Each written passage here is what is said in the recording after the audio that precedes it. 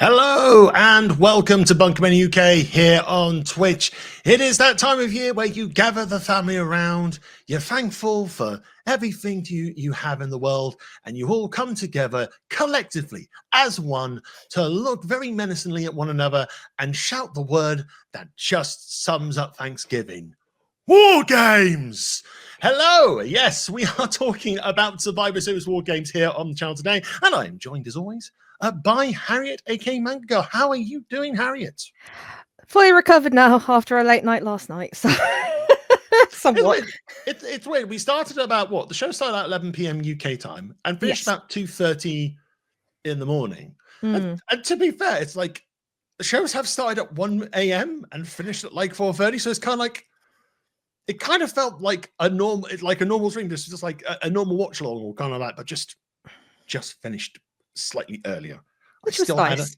Still had about 6 hours sleep, and then try to resist the urge to just sit and play Fortnite because the new season started. I broke that. I got a couple of games in. I think I'm okay, but I'll probably go back to it later on this evening.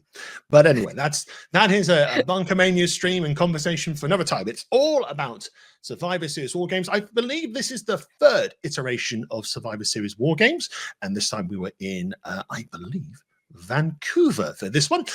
So yeah, I mean, we're kind of used to this now. We're used to a men's WarGames match. We're used to a women's WarGames match. We're just used to the anarchy of WarGames. So third year out, how do you feel the event went, Harriet? I thought it was good. I think there was good storyline to each of both the main WarGame matches, especially the men's, because that's been building up for 4 years, give or take. I don't know what year we're in at the moment on the Bloodline. It's kind of like you kind of, again, let's compare to Fortnite. There's chapters and seasons. I don't know what season or chapter we're in anymore. I think we're in kind of like we're back together again. And we're waiting for The Rock. But when Moana 2 is making quite a big amount of money at the worldwide box office, maybe he'll calm down. Maybe he will be away for a little bit until they realize Red 1 hasn't been so successful, and he'll be back. A new energy drink. Anyway. But I enjoyed it. The matches in between were good as well. There wasn't any matches that were, par one maybe, but most of the matches of the pay-per-view were quite good, and they were entertaining, actually. So kind of left... Yeah, I think we were expecting, because the last couple of years we've had a surprise at the end of each of them, and then we've always been learnt, don't trust the end credits, and even then we were just like, oh, okay. It actually ended normally, and it was just like, huh. But in all, I did enjoy it. The third year now, it's been going strong. I'm still confused by the whole 2 rings thing, but still, that I still have to get used to. There's 10 people in a ring. You need to space out the wall, otherwise it'll just be pandemonium. You imagine most of that happening in one ring. All the anarchy that happened in these matches last night, jumping off the top of cages with bins, throwing yourselves through tables, all that sort of stuff. I think if you try to compress it into one ring, it would end in tears. Mostly for the wrestlers. No one else really. We'll all be going, yeah, carnage, WarGames, but no, people will be probably quite a bit hurt. So yeah, I mean, I think I'm kind of the fact is now Survivor Series WarGames. I'm kind of missing that traditional Survivor Series element to it now. I know that until WarGames came in, we were all kind of numb to the fact that it would be like Raw versus SmackDown. Here's a 5v5 for the men's and the women's, and then they'll have champions against each other. And it was kind of because I think we've been so used to that idea year in, year out. Even when we had the bonus year where NXT came along for the ride, it's just like you just get very numb to the kind of stipulation and the kind of occasion. But now we're a couple of years removed from actually doing a proper Survivor Series match. You're kind of going, well, why don't we just have a nice 5v5? Doesn't need it. It just, again, you can have a bragging right thing again as always, but it's I'm nostalgic for the good old classic Survivor Series element of it, really. I suppose you could just call it WWE WarGames. I mean, that's it. You're going towards that sort of thing. Call it WarGames, but then obviously Survivor Series is it's the second longest, I think, annual tradition in WWE behind WrestleMania now. So it's kind of like you kind of have to keep it going. Yeah, even though it's the worst thing is it'll be kind of like saying, "Here comes the Fortnite allergy again." Ian doesn't have a problem, I swear. Going, this is a battle royale, and you're just building Lego houses, and you're going, "Oh, this is Fortnite Lego." Yes, but battle royale. There's no battle royale here, but battle royale. Hit the clues in the title.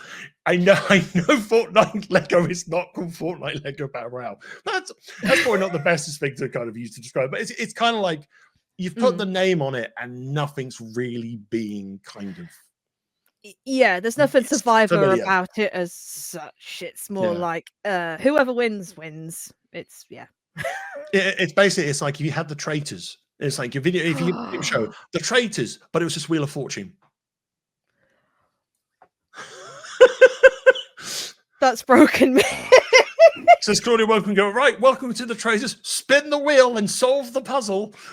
Just bankrupt every time. No, it's the traitors' Wheel of Fortune, and it's like there's no element of the traitors in there at all. It's just 3 random people playing Wheel of Fortune on the wearing the cloaks. Wearing the clothes. There you go. That's the best way. That is the best way to kind of highlight how Survivor Series is a great name and a great kind of game match concept, but it's just it's not being used. Change it, Trips. The Traitors War Games. Oh no, that'll be even worse. Actually might be blood on that one. Oh god.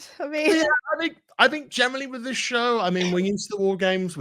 It's always a kicks in the War Games cage come down. You hear the air sirens going off, and then you've got the announcer going, "It's time for the War Games to begin."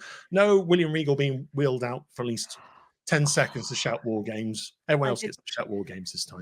I did miss that. I think there was a clip online of him arriving, but I don't know if he said it or not. But still, I mean, he's usually backstage now with Trips and that. So maybe he's just quietly just saying to Triple H as they're getting ready, "Hey, Trips. What? No, what? War Games? No, that's the show.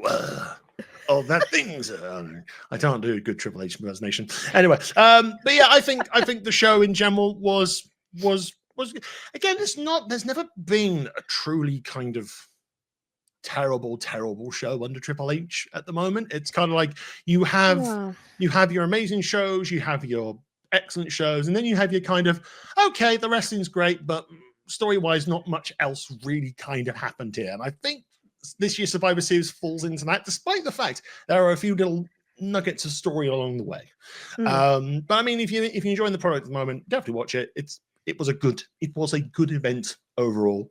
And as we always do, we'll go through the I believe it's a 5-match card, the better kind of that near that perfect number of matches. I'm sorry AEW fans, I kind of do not like the 10-match card.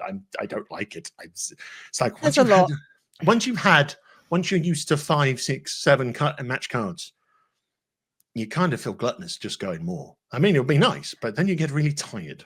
But then also you have to include 0 Hour as well, which 3 matches as well. Which we did watch last week. Which we did watch. And I questioned the Costco guys versus QT Marshall. I don't know what I watched, but all right, it was a wrestling thing. Anyway, I believe Jeremy's talked all things Full Gear over on the YouTube channel over at youtube.com/BunkaMania UK at BunkaMania UK. So yes, let's get straight into the show. We started with a War Games match. War Games! But this time we kicked off with the women's War Games match. Basically, Team Rhea, or Rhea Ripley, Bianca Belair, Bayley, Io Sky Nomi, taking on Liv Morgan, Nia Jax, Raquel Gonzalez, Tiffany Stratton, and Candice LeRae. From a storyline perspective, well, originally, let's highlight first, was supposed to be Jade Cargill, but then Cargill's been laid out in a storyline aspect. Whether or not it's an injury or not, we do not know. It's up for debate. No clear answers here. So Bayley replaced Cargill on the go home show. Yes. This I mean, the storyline going into this is basically people just, I know it's like the Bloodline story. You kind of have an idea of the story going in there, but this one for the last couple of weeks, I'm kind of going, okay, they just hate each other. They just want to have a big fight. Is that what's going on? Is that what we're doing? It did seem very mismatched. I even said this, like Io and Bailey. I was like, don't they hate each other? But they're on this. I only realized last night when I watched. I was like, what? I mean, that's a good point. That's a good point. It's like certain elements you kind of go, oh yeah, we don't see eye to eye. I mean, they played a bit on the Bianca and Bailey not seeing eye to eye, and they just completely forgot that Io and Bailey had a bit of a feud at the start of the year. I was like, oh, we're buddies now, aren't we? Yep. That's how it works. All right, we'll fight. We'll fight. It's like a lot of amalgamations of like different storylines coming in. Obviously, we've got Rhea versus Liv and Raquel. We've had Bailey and Naomi taking on Nia, Stratton, and Candice LeRae, and just, yeah, it's a story. There's a story. There's little bits of a story to try and make a big story that doesn't really make sense. It's just the sake of having a women's WarGames match. That's not to say this was a bad match. It's just from a narrative perspective, it's a bit confusing. It's like, why are we here? It's like an amalgamation of everything. We'll just put it all together and see what happens. It's like, why are we here? Why are we here? Oh yeah, because we got to make sure Io Sky jumps off the cage with a bin. A purple bin. A purple to match her attire. A purple with a yellow stripe around the rim. And string. I did notice there was a meme of it. They turned it into a Doritos bag and she was pouring it out. That was an amazing stat to hear when we went into the match. It's basically Io Sky's been in every single women's WarGames match, and it's like I bet that at least for like probably 90% of them, there is a shot of her with a bin doing something, whether it's jumping off, whether it's just wearing the bin and getting clobbered. The bin, it's synonymous with WarGames now in Io Sky. It's kind of like if she's in the match, you expect a bin of some descript. But this time it was a very crazy moonsault. It was like stereo moonsault to Tiffany Stratton. So Stratton did a moonsault onto the babyface team. Yeah. Io onto the heel team and all that sort of stuff. I mean, it was such a powerful move. The bin shot off as well. It did its own thing. I think you described it as the HBK of selling. Yes. Yes, that bin went, I've watched HBK versus Hulk Hogan and SummerSlam. I know what I can do. All that sort of stuff. But yeah, one of the big surprises going into this match, obviously Rhea Ripley had been written off TV for a while with an eye orbital injury. Came back 2 weeks ago with a protective mask to shout WarGames and indicate she's involvement. And I think when I've got on my talking point here, big talking point, Rhea's mask. Because Rhea kind of channeled her inner demon and brutality demon by just coming out in this really kind of cool demon mask with horns and all that sort of stuff, which I think we watched this with Matty, with Felf, with Giraffe and me as well, and a lot. We were all quite taken with the mask. I mean, I'm quite taken with Rhea, to be fair. So when I saw that mask, I was just like, "Oh, right, mummy's back." So it's awesome, and then that's obviously we learned later on. Like we thought it was just to keep her protected because obviously the orbital bone and that, but obviously it led on to something else. But that was quite an entrance, and obviously she has a new attire as well. So I think Matty even pointed out it's not purple anymore; it's red.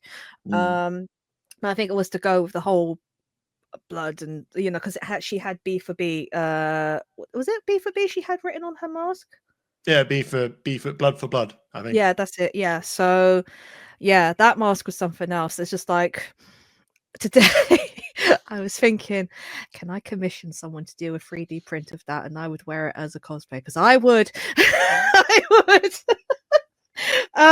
No, it was very much a talking point because she was the last out of the faces, wasn't she? Yes, she was. Yeah, make an impact, why not? And then obviously later on in the match she took it off and then revealed she had this awesome face paint on and a scar over where the orbital bone had been hit, which was very well done, I will say. I was worried at that point thinking, oh god, is she okay? But then you said to me they wouldn't have done that if she wasn't okay, so to speak.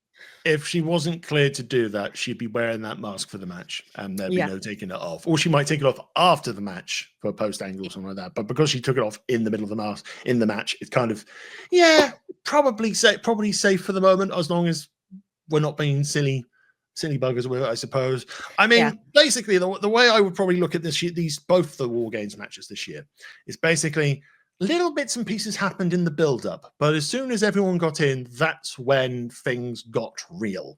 I mean, in the slight build-up to everyone getting in the women's WarGames, toilet seats for some reason. Naomi, who was celebrating her birthday, happy birthday to Naomi. She even had a hat. She wore that hat all the way until she got into the ring and had the first couple of hits and strikes. Toilet seat. Just why? I don't know. It's like everyone's looking at the ring. It's like, chairs, there's tables, there's kendo sticks, light up kendo stick as well, and all that sort of stuff. And then all of a sudden, toilet seat. All right. I mean, Naomi did perform the stink face to Nia when she wore it, so maybe. I don't know if it was like a tribute to Rikishi. I don't know, but it's just one of those things.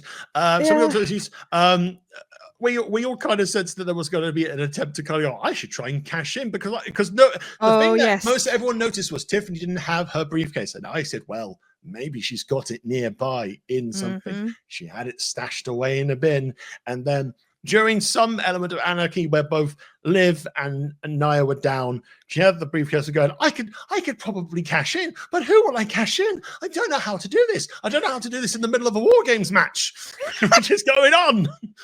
And you're Raquel going, hey, what are you doing? Yeah. Raquel being the voice of reason. So what are you doing? Stop this shit now. Stop it now. I mean, how would the ref get it to the person? Because they have to give it to someone to cash it in, don't they? Would they just throw it over the cage? I mean, I think if you did it before the WarGames began, that would have made sense. But then, no, the problem is still there. Because we kind of discussed this again when it came down to like the men's match, where basically the actual match doesn't start until everyone's in the ring. You can't just cash in Money in the Bank, win the belt, and then scamper off backstage, because that's not how WarGames works. I don't think anyone has thought out how this can actually work in WarGames unless it's after a match. Just imagine Tiffany running back. Like, get back in, get back. No, all right, fine. Have it your way. I don't know.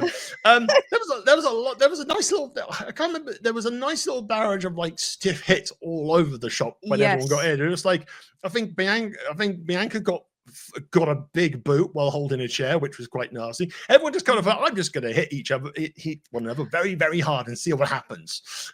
There was a moment with chairs as well. Oh yeah, the chair bridge, the bridge of chairs, the two chairs and a chair in the middle. All right. It's like it's an interesting idea. I'm not sure what it was supposed to do, other than probably injure someone or just make someone go ow for a bit. I don't know. Yeah. I mean, generally, the finale of all of this anarchy is Io Sky had a fire extinguisher, set it off. Let everyone get dazed and confused. Raquel Gonzalez, or Rodriguez, sorry, got handcuffed to a ring rope because the heels had brought cuffs in, very cheap, jokey ones, according to Matty, and I agree. We're basically like, oh no, we're Darcy, we're going to handcuff someone to the rope. Tee-hee, what are we to do?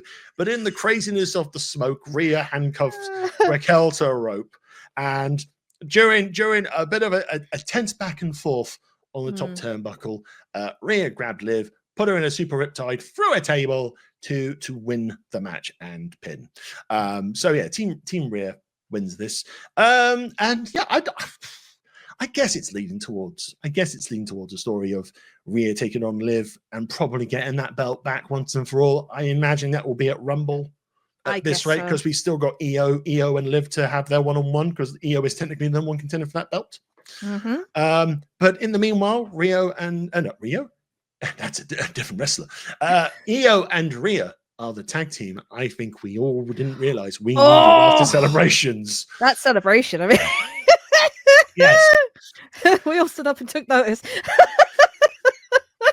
I like the ending as well, where they all kind of went up to the top and then just kind of all posed the same way and just like winners. I will say though, this match was chaotic, but in a good way. It was like last year you kind of wasn't as chaotic, but I think because everyone, I think once the toilet seat went in, literally everything went down. Everyone's a shit. It's a pun. There you go. Hey. Sure, Michael Dunn would be proud of that. He would.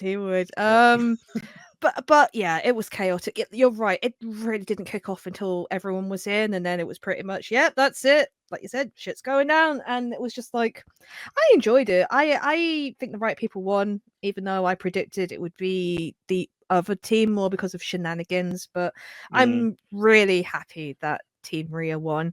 But yeah, like you said, that tag team, I want to see it now. I really do.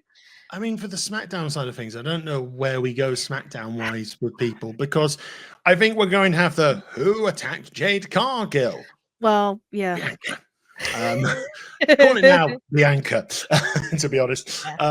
Or maybe, I don't know, maybe Naomi. I don't know. It's just like all signs point to it probably being Bianca, but people go, but they discovered, oh, well, there was a match going on. It's like, and? The crime could have been done before they came out to the ring. I've seen Murder Mysteries before. I've seen Cluedo. yes. But yeah, I don't know where we're going with like the women's WWE title, because I kind of feel like the only way that's coming off Nia Jax is Tiffany cashing in. Yeah, I agree. Or someone miraculously beating Nia and then Tiffany cashing in. It's either I think the way that they need to do this, and they need to be very delicate with this now, is that they keep repeating the same thing of like Tiff is going to cash in and who is she going to cash in on. That could get a bit repetitive, and it is getting to a point where it's just like, well, she needs to do this as soon as possible, because people be like, oh yeah, we've seen this before. You're right, she is the one who's going to take it. I think the whole storyline of, Nia kind of bullying Tiff is kind of like leading up to a crescendo. It could lead up to Rumble, possibly. But just don't make it too stale. In regards to that, I don't know what Candice is going to do. I mean, it's Candice was just there. It's like nice. You're in a match. Great, well done. You did a thing. I don't know how to feel. I think Candice, was probably in the women's United States tournament eliminators. I don't know if she was in a qualifying round or something like that. She might have been and lost. I think she was. Yeah. So kind of like you kind of imagine Candice LeRae will probably shoot off towards whoever wins the US women's title at Saturday night's main event. And then it's kind of like, okay, we've had a match now where, I mean, some paths are very clear on Raw, just some paths are not very clear on SmackDown, or just kind of like, how do we make this interesting without it being stupid before we get to Rumble or before we get to Mania? I don't know. I mean, Charlotte Flair is waiting in the wings at some point. She is due to return at some point, and probably won't Rumble at this rate, to be honest. Possibly Alexa Bliss as well. Yes, but I think that'll probably be on the Raw side, I think. That's true. Yeah. Considering if she is going to factor into White Six. Right, let's move on to our next match. And it is LA Knight taking on Shinsuke Nakamura for the US title. And LA Knight's run with the belt came to an end here because a slightly repackaged evil Shinsuke Nakamura. He's been heel for a little bit, but a more kind of demonic, cold-blooded, calculating version of him has turned up over the last couple of weeks. And basically he has just had LA Knight's number left, right, and center. And it was either going to go two ways. Either Nakamura was going to win the belt really comfortably here, or he was going to get rolled up and pinned and look very, very stupid. Thankfully, the former happened. Before we go into the match itself, the Nakamura presentation, what are your thoughts? I loved it. I thought it was great. It was just like, it really got me into the match, because I hadn't watched SmackDown prior, but I knew he was in the match. But it kind of reminded me of like, like the intros of like animes that kind of bring you into that kind of, this is what's going to happen, and like the evil's going to consume. And it's just like, oh, I like this. And then when I heard his opening theme, I was just like, that's it. He's winning. I don't mean it that unkindly, because I love LA Knight, but it was just more like, you have not done this. You have not built up to this, like you said, for him not to win. And that entrance, the video package, and then the whole thing of him coming in and the gear he was in, top notch, really, really good. They've really, I mean, with Shinsuke, the last few years have not been kind to him in WWE, and I think this is a great way to bring him back into the fold, and a great way of showing it, to be fair. I mean, he was starting to get a little bit interesting because he had this sort of early iteration of this form he's in now, just kind of targeting baby faces and talking about weaknesses and stuff like that. I mean, there was Cody, and he had that very short run with Cody, all that sort of stuff. Even Seth as well. He had that short run of world title matches with his back, all that sort of stuff. So this is kind of like that, but elevated to a new level, or elevated to the next stage where it is a lot more sinister and a lot more ruthless. So I kind of like the presentation. It's like a dark demonic samurai at the moment, I think, is the kind of best way, or kind of like a dark Ronin warrior per se. But you know, I kind of like it. I kind of like where we're going with it. And if he's going to be a dastardly heel for a couple of months before someone takes the belt, whether it's Andrade, whether it's Knight again, whether it's Carmelo, all that sort of stuff as well, it's kind of, it keeps the mid-title in SmackDown a bit interesting in that sense. I mean, it's kind of, I mean, you could kind of argue Mind Games were definitely on Nakamura's side, because LA Knight did unfortunately drop the belt on his entrance. Now, I don't know if that was either accidental or deliberate. If it was accidental, then it's a safe accidental, because you could still say Mind Games, because LA Knight has been misted in the face pretty recently by him, and basically he's been beat by Nakamura every single time. I think it's like you said, it's good to make the belt relevant again, because I think it has been not going good as yet. And now that you have the women's US title now come into effect, it's kind of, I think we might need to shake this up a little bit. Men's, which it's good. I mean, I think we have had a long run of late. It's starting to hot potato now, which is good. I like the fact that we're having more champions rather than having champions for like so many days. Also, another thing we did note, they said that it had in the caption of LA Knight has not lost a match since he won the belt, and we were like, well, he's losing. He's losing. They did the same with Gunther at WrestleMania. You don't say that stuff without a chance of it happening. Exactly. So you knew that was like the final nail, basically, of that metaphorical coffin of like, sorry, LA Knight.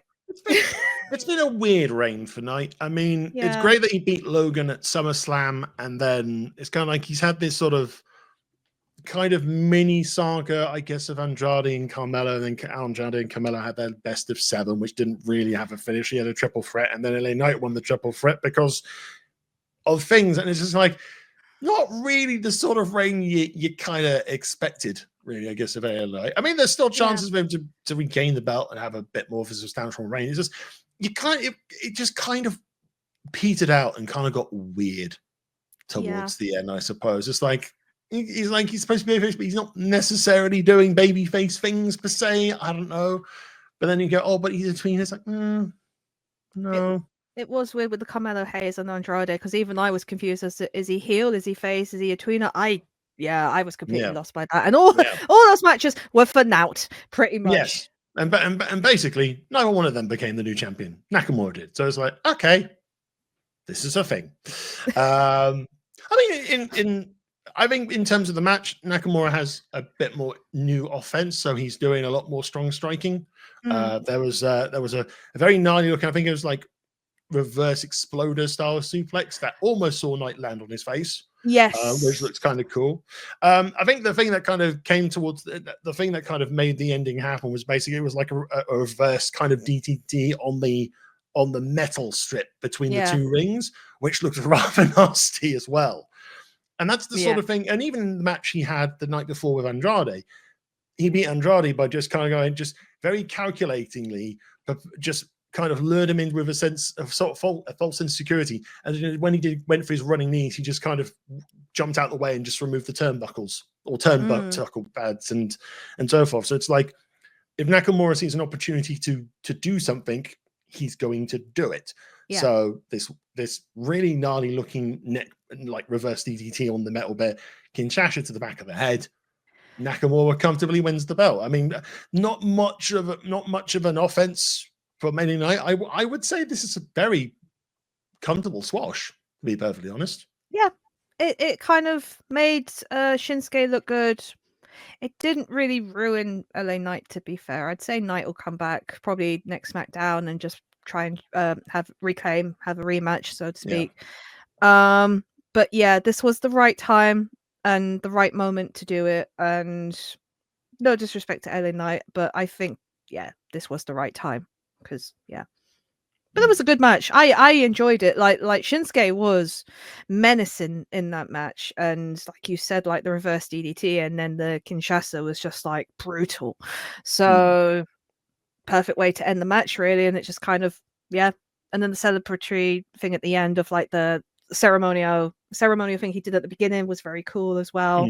So yeah, it was a good match. I quite enjoyed it. Good. The next match on the card also was very hard hitting, and quite frankly, it was probably the match of the night, to be honest. It was Bron Brekker taking on Sheamus and Ludwig Kaiser for the Intercontinental Championship. Bron Brekker overcame the hard hitting, movers out of nowhere, meat and smacking meat, a celebrating. I so many ways I could try and make this. It was just basically, this was a fun, heavy-hitting, mad match that I think everyone just really got into, was really kind of swept up in. It was so much fun. This one was so much fun. It was just like spears coming out of nowhere, people flying in from out of nowhere. It was good.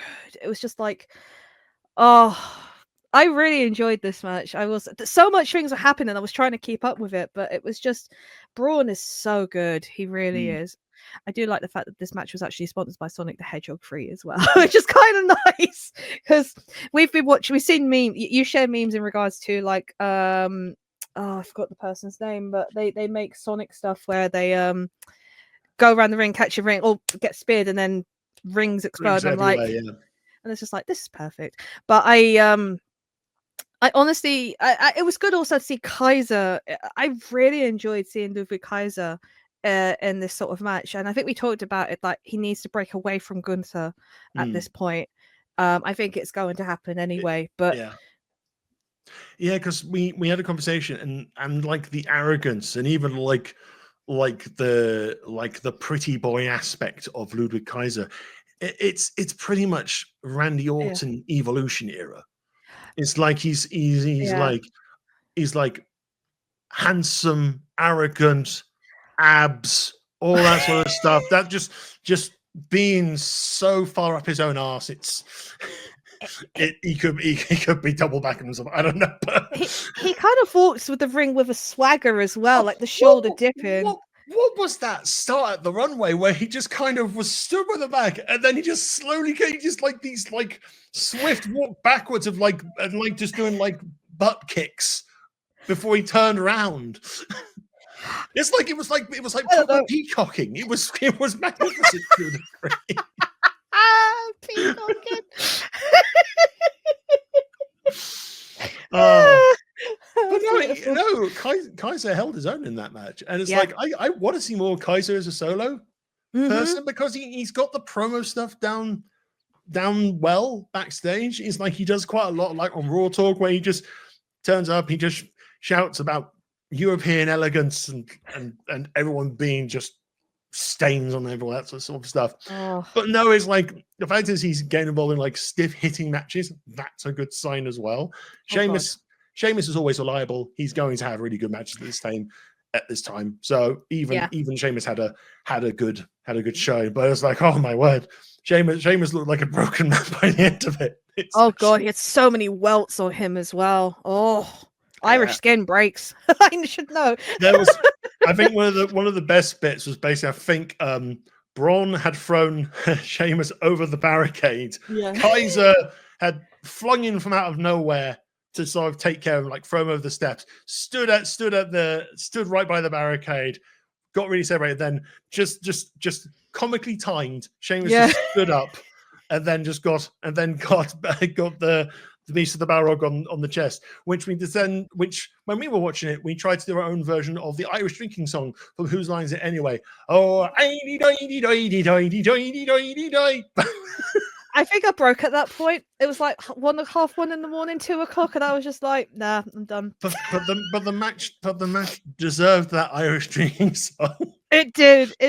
There was another move as well where Braun launched himself off the ring and to the table to the well. table. I think just joint clotheslines, like two clotheslines over there, and they all went over the table. It was quite good fun.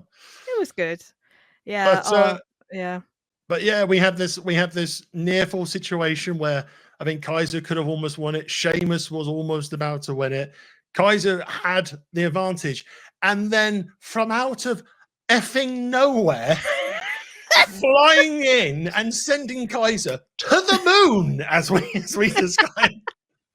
He's still in orbit. He's still in orbit. Was the most hellacious spear, and I really love a Bron Brekker spear. I really do.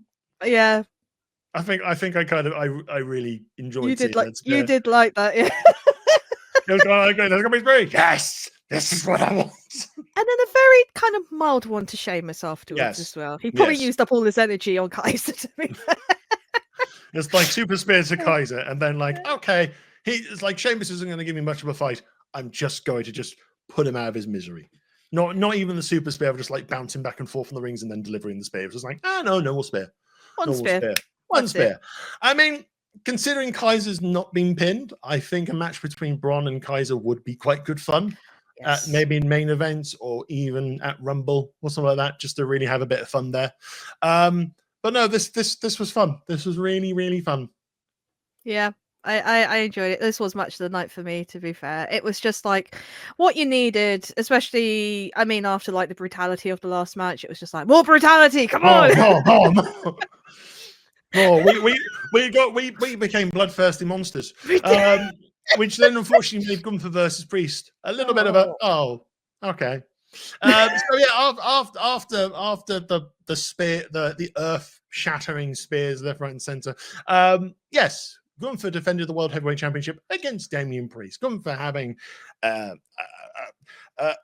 shake of confidence ever since Cody Rhodes beat him at Crown Jewel for the belt that is now locked away for a year, and we're never going to talk about again until next year.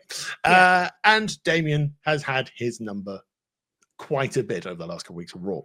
So yeah, you can understand why the start of this match becomes very apprehensive for Gunther, because obviously he feels he is the best wrestler in the world. He needs to try and kind of get into that groove again. And yeah, it didn't really seem to click until Priest had some sort of shoulder injury, which was pretty much kayfabe. We thought it felt a bit serious for a bit, but then it was like, oh no, wait, they're targeting the shoulder now. This seems to be a thing.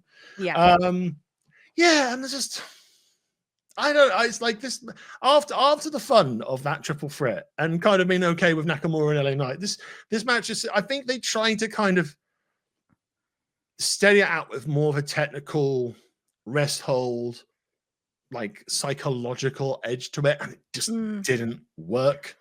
No. And it's just, it was a back and forth per se. And it's like Gunther and Priest have really good chemistry. I think they can do great matches. This probably wasn't going to be their best one, to be perfectly honest. Yeah. And the only real talking point is Finn Balor just turning up out of nowhere, going, "It's me, Finn, coup de grace," and then getting kicked for his troubles by Gunther, who did not like him getting involved. It's like, oh, you helped me. Well, F off. and then choking Priest out for the win. I mean, I think we all knew Gunther was going to retain at the stage, because it was practically signposted that, oh yeah, Finn's gonna get involved again, because we need to keep going the Finn and the Priest story. It's right. Yes. It's I think it. We thought it finished, but stories never finish in WWE. So no, the story has to go on forever. It'll never be decided who is best between Finn and Priest, but your best bet is to watch WWE. Watch Finn. Watch Finn. He's going to do a coup de grace. I really don't have much to really add on this match, and I know that sounds really cruel. No, from my perspective, but they're good. They're good wrestlers. There is a really good match in them. They had a good match at SummerSlam. It just consider. I think the placement's wrong. I think if you did Nakamura Priest, if you did not Nakamura Priest, if you did Nakamura Knight, then the triple threat to kind of. If you want your world title to fill a bit something, have it in the middle of the card, that sort of stuff. Yes. Pacing might have been a little bit better, I suppose. Because when you go into men's war games, again, like we said about the women's, not much really happened until everyone got in. So you had that sort of respite to kind of get yourself adjusted to the tempo of the show. Yeah. So maybe if they flipped those two matches around, I think this match might have come out a bit better. It might have been a bit more engaging. But that's all I can say, really. Yeah, I think the whole thing of this storyline was the confidence of Gunther being shaken to the point where it was just like, well, it's going to be reignited in some form in this match because you knew he was going to win. So it was the case of once the shoulder was gone, he was just like, right, okay, that's what I need to do. And that's how it kind of ended up with him winning that, because obviously the submission was him locking in the shoulder afterwards. Yeah. But it was the whole...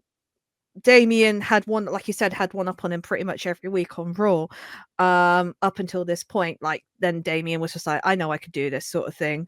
And but to be fair, the match really didn't kick off per se. I think only when the slaps started it was just like, oh, okay, now we know Gunther is a bit more with it. But apart from that, it was not my favorite match. And even we were kind of like a bit deflated after it, which is not something you should say for a Gunther match. But then again, it has kind of happened before where you think it's going to be good, but not every match is going to be good. That's like Gunther and McIntyre at SummerSlam 23. Yeah, was a bit of a stamp squib as well. And again, we were kind of go, oh, we're liking how McIntyre's going, we're liking how Gunther's going. This is going to be great. And they had a great triple threat with Sheamus at Mania, and it just didn't really pan out. I don't know. Yeah. Maybe the story elements around it didn't really help. I don't know. It's a weird thing, but because I think we were all kind of going, this will be a fun match. This we know Gunther's winning, but we should have some fun with this. And we didn't get past second. We didn't get past second gear, I think was the main thing, really. And now it's a case of, so who's next? Who's facing Gunther next? It wouldn't surprise me still if it was Punk. True. That is true. Punk or Cena, all that sort of stuff. We have a cheer from Shawn Michael Dunn. Hope you're doing well. Thank you so much. Much appreciated. I think we get an idea of what's next for Gunther on Monday. Goldberg is lingering somewhere. Oh, God, I forgot about that. But we know that's not happening until 2025 because Gunther said because Goldberg said it was happening next year. But Ian, we're a month away from 2025. Yeah, it's gonna be on the net. It's gonna be on the Netflix debut, isn't it? Yeah, probably. And he's gonna win. But then John Cena will win it, and then he'll get the 17th title. Stop it.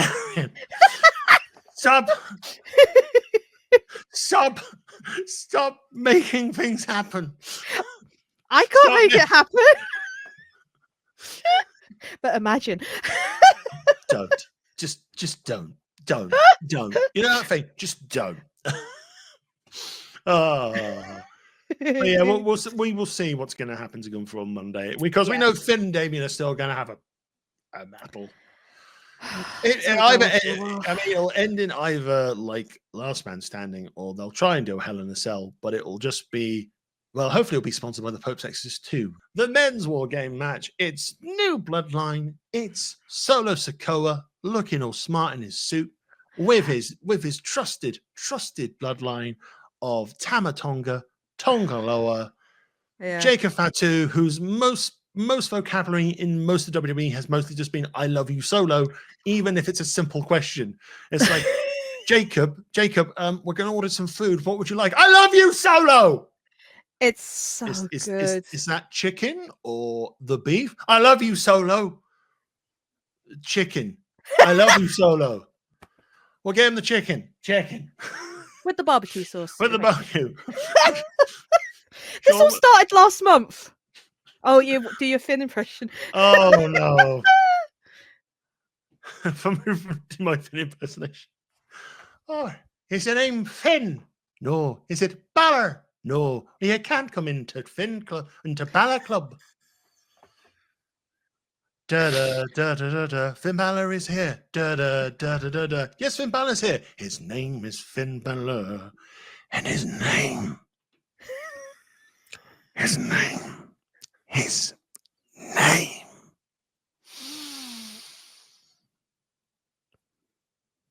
like the law. Moving on. Harriett is broken, by the way. Anytime you do an Irish accent, it breaks me. Oh. I can't even do an Irish accent. I'm Irish. We're not going down that alleyway. We need to focus on this show. But there you go, Sean. Hope you enjoyed that.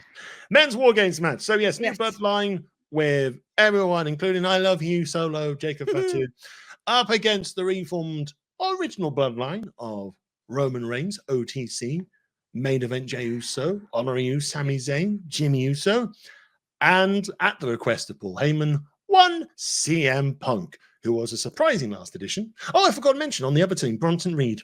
There we go, Bronson Reed. Yes. I don't want to forget bad Bronson Reed because he's awesome. He was good, yeah. So yes, Punk turned up as a favor to Paul Heyman last week on SmackDown, and then obviously it's like, well, can they coexist together?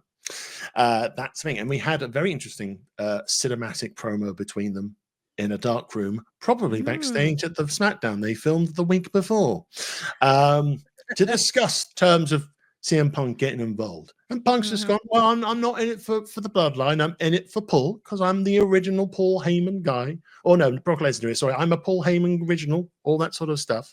Yeah. And basically it comes down to the fact that if the original Bloodline win, Punk wants a favor, but we don't know what that favor is.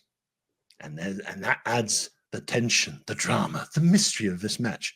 What is that favor? Well, you're not going to find out on this match. But yes, new Bloodline came out all together. Tama Tonga going into the cage and just crawling around like a evil gremlin or evil scrappy. Yeah. Oh my God, cage. Yeah. Some say he's still crawling around that cage to this very day. They all came out, and then the rest of the original Bloodline came out separately. We had Sami Zayn first, then Jimmy Uso, then Reigns, then Punk, and then Jey Uso, who did his big crowd through. So the crowd walk through. It's very telling how management see Jey Uso. He's the last one to come out. I mean, Jey started the match. Jey started the match against Tama Tonga, but no, to come out still have that big sort of massive entrance and all that sort of stuff. It just shows how high up he has become as a singles wrestler and that sort of thing. But yes, even before the match started, Punk came out, got into a squabble with the new Bloodline in their cage, to the point that the screen got blanked out. I don't know whether it was swearing or gesturing or something like that. People thought, oh no, a real fight has happened. No, it's called acting. Online went crazy. It's just like, what's happening? I was like, oh no, he's doing it again. Chill. It happened again. The year Renaissance is over. Now it's gone wrong again. All that sort of stuff. So yes, so new Bloodline seemed to be on the same page. Old Bloodline, mostly it was Punk and Roman in a cage, not looking happy with one another for most of it. Just kind of being really awkward about things.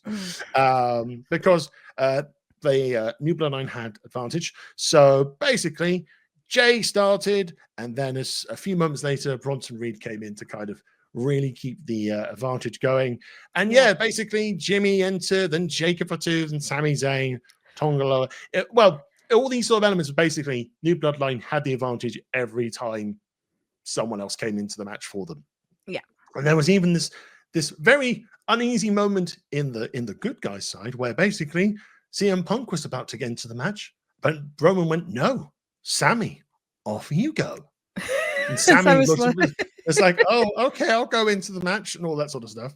And then Punk was the second to last to enter, because you think Punk would have been last to go in because Roman would have gone, no, it's my bloodline. I'm going to sort this out. But yeah, Punk wasn't having any of that shit. Punk just went, "Nah, fuck this, I'm going in with a toolbox. I made Drew McIntyre bleed with it. I'm going to do it here." And went to kind of town with the toolbox until Jacob Fatu just basically sprung up and just went into a murderous rampage. Mm-hmm.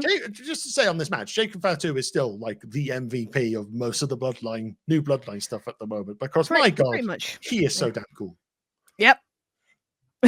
That's all that love. That's all that love. It's like, "I love you, Solo. The power of love. The power of love turns me into a killing machine for you. Doing flips, just jumping up after being bludgeoned with a toolbox." All that sort of stuff. He had like this weird thing where he was like spinning in circles, and I was like, "Is he okay?" Love overload. I love you too much, Solo. Boom. All this sort of stuff. But it got to the point when Solo Sikoa entered, New Bloodline were overpowering everyone. They even had their own lock and chain to lock in the WarGames cage, so Roman couldn't get in, which, gotta be fair to Solo, probably wasn't the best plan, because you couldn't start the WarGames match until Roman got in. So you could have been there forever. And the WarGames match could have it might have turned into Axelmania. Just basically, some say that WarGames match is still going on to this very day because Roman didn't know how to climb into a cage. Though actually he did. But no, it got a very interesting moment of Roman just going, "I know, I'll climb up and I'll just do a big crossbody." You don't see Roman Reigns do a crossbody, so that was quite a nice surprise. That was actually quite a surprise thing. But yes, then everything kicked up a gear when everyone started and the WarGames properly began. Finishers galore, big moves.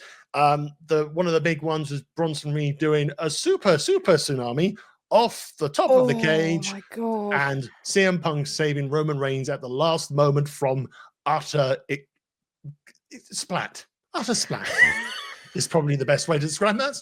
Because the table exploded. I mean, I think even the poles that the referee had to push them away because they literally had exploded.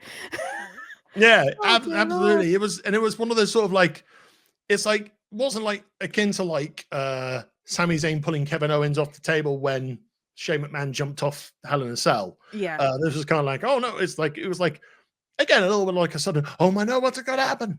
But obviously it sets up the storyline of, "I'm protecting you, Roman." And Roman goes, "Okay, I'll protect you as well now. Are we buddies? Not really, but we're fine." There was a thing before that as well, because Paul Heyman, because we was wondering where Paul was. Yeah. He came down to the ring and then he was literally like, please, just work together. We need to do this sort of thing. And then that's when they started kind of thinking, yeah, I think we need to coincide, sort of work together, so to speak. And so he turned around and just went, "This is WarGames. Now go to war." All that stuff. That's the thing. But yeah, I mean, eventually the babyface round, we have the traditional, we're going to beat each other up in the middle of the WarGames structure map, in the middle of the metal bit. Because you need to have something happen in the middle of the metal runway every year. It seems to happen. That sort of thing. So much room, though. There's only so much room for all that war. They have 2 rings. What they do in the middle? It's not enough. They need a 3rd ring above the rings. Oh no! Ultimate WarGames. Don't tell TNA we've stolen the idea. I envision 2 rings and a ring suspended above the ring with ladders. And it's like King of the Mountain, but in a cage. Just even weirder. I don't know. It could happen. You don't know in wrestling nowadays. I mean, if the Iron Survivor Challenge work, and I do like the Iron Survivor Challenge, anything can work as a wrestling match. Yep. Well, not the Punjabi prison match. Let's just put that out there now. No, God no. Yes, it all came down to a finish palooza where poor Solo, he was surrounded by all the original Bloodline members, and it was super kick, haluva kick, go to sleep, and a spear, and the new Bloodline get vanquished in WarGames, which probably means we are going to have Reigns versus Solo down the line, and just to kind of have like the Unif Alpha, the necklace going on there. Yeah. And yeah, I think the general big storyline for this is like, what's the favor going to be for Punk? Because we did hear that on the camera afterwards. It's like Yeah. Punk hugged Heyman. He's like, "You owe me that favor now," and Heyman's like, "Yep, I know." What if? What What are you if? gonna will? This is a possible idea. If say, help him move. It's not help him move house, Sean. Can you? Paul, I've got a favor, Paul. Help me move house. Look in my eyes. What can you see? A man who's moving across town. No, it's not A going man to who's moving a city. Is it a bungalow or is it a cemetery? I don't know, but you're going to have to find out. Anyway, the idea for the favor. I could imagine if, say, a certain Hollywood star was to come back and somehow miraculously win a belt, or even if Cody was still champion by the time Rumble came out and Roman won the Rumble, what if Punk's favor is going, yeah, I'm gonna take your Mania spot.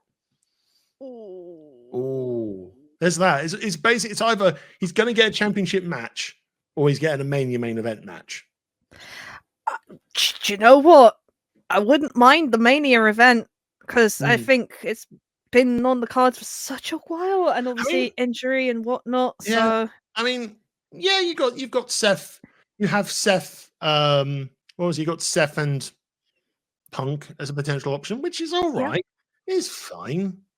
I mean, it will be entertaining story, I suppose. Yeah. But there seems to be a really good interest now for Reigns versus Punk, and it's like, oh, well, this is interesting. Yeah, it kind of did like turn heads, and it was just like, this could be a thing. I'm invested. Even I'm invested. Sean earlier in the chat did say, my attitude to Punk has really changed after that SmackDown. Now I want him to win the title. I think a title win for Punk is pretty much on the cards, I think, for 2025. Yeah, I think you had to get the rivalries out of the way with McIntyre, possibly Seth, if that's still going. I don't know. So, Seth and Punk can still have a rivalry to find out who gets to go to main event Mania. You could have that. You could have that. But the favor is going. I feel the favor is going to be, I want a championship match, or I'm taking your opportunity to main event Mania. Yeah, it could be one of those things. It'll be interesting. It will be. It's going to be one of those ones that is going to shock, or it's going to be like, oh, sort of thing. So time will tell. But yeah. In all, I did like the whole thing with Punk, just like at the end, obviously everyone's doing the, I can't do it, but like the one, and then he's just like, oh, the looking up. Yeah. I saw a great one earlier from a meme of Roman looking up doing that, and then there's a dog on the top of the cage who just goes boop. Acknowledge the dog on top of the cage. Acknowledge that dog. Yes, the big dog acknowledging the little dog. What I was going to say, yeah, it's going to be interesting to see what happens there. I mean, it makes but then again, it's like, how will the new Bloodline regroup? Will they find a new leader with The Rock, or will Jacob Fatu take over, or will it just be the same again? Will it just be, okay, you beat us this time, original Bloodline, but you can't beat us at a game of tiddlywinks. The match at the battle between the new and old Bloodline should get more elaborately stupider as to get.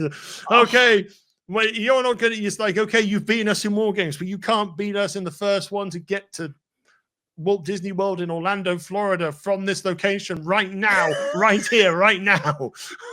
Get in the car, go. And then after that, and then when the original Bloodline get to Disneyland Festival, okay, so you got to Disneyland before us. But I bet you can't win 1,000 tickets on that machine over there. They got 2,000. Got 2,000, enough to buy Sami Zayn an Xbox.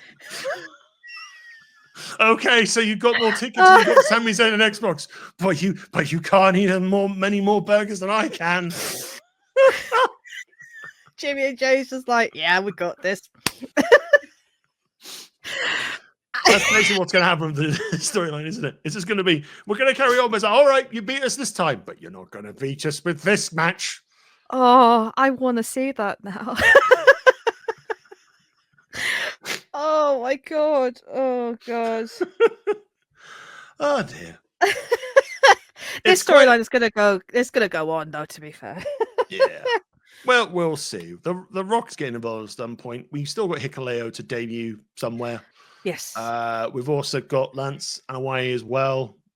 Yeah. On the horizon at some point. So it's not like they haven't got any more Bloodline actual family members to bring in. It's like, no, but it's like what we were talking before. We're on chapter 5 or 6, season 4, 7, whatever, remix OG finale of whatever map we're on here with the Bloodline. And then we're going to move on to something else. I mean, the only thing is that they don't blow up the map, it just carries on. Yeah, you can't blow up the wrestling ring. That'll just be a bit of an inconvenience. Like, oh no, we blow up the wrestling match. We blow up the wrestling ring in this match to decide who's going to win the Bloodline feud. And Trips is going, well, I guess we build a bigger ring.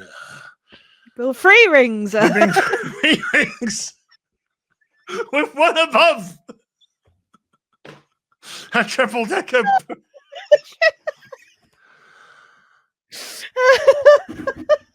Call us, Trips. Call us. We got the ideas. We got good ones. We got the ideas. Wrestling tiddlywinks. We can make it work.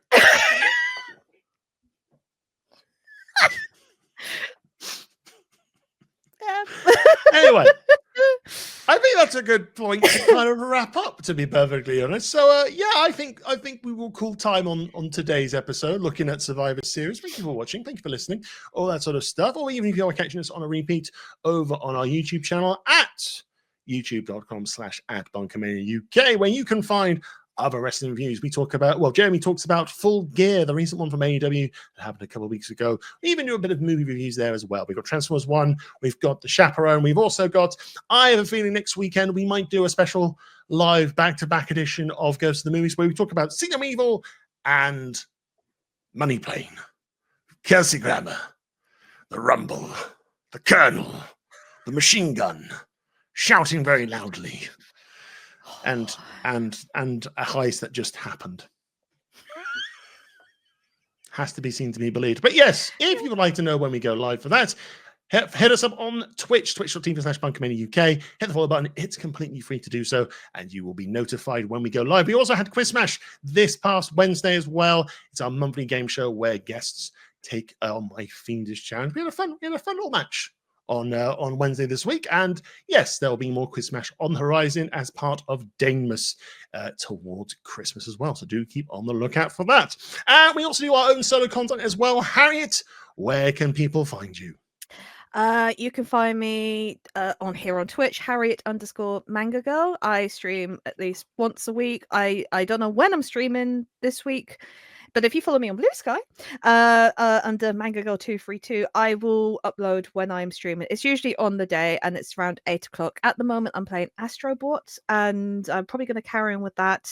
Though I did get the new Action Man game, so maybe I might give that a go. We shall see. But if you follow me on Blue Sky, that's where I post most of what I'm doing. Links to my YouTube as well. I've recently uploaded the Starbomb video for a reaction. But yes, that's where you can find me. Perfect. Thank you very much. And you can follow me over on Twitch at the Dekker Dane, all one word. I'm not streaming next week at the moment. I've got a few personal engagements to sort out, but I will be online soon to talk about the upcoming Christmas bonanza. That is Damus, where we will be raising money for charity once more. So there will be an announcement going out this week of the charity we're supporting and and how you can get involved as well. So do keep your eyes out for that. So until then, enjoy the rest of your weekend. Enjoy that family togetherness of shouting WarGames very, very loudly at television and then realizing that nothing really happened. I mean, family. It's Tiddlywinks. Tiddlywinks. Family. Oh no, I've said family. Vin Diesel's going to tell him. Vin Diesel on the Rocket Mania 42, 41. Make it happen. I don't know. We're going down a very, very bad alternate universe. That a WarGames Finn impression. Is your name War? Is it games? Is it WarGames? Well, you can't come into WarGames. It's just difficult, I suppose. Until next time, catch you soon. Bye-bye.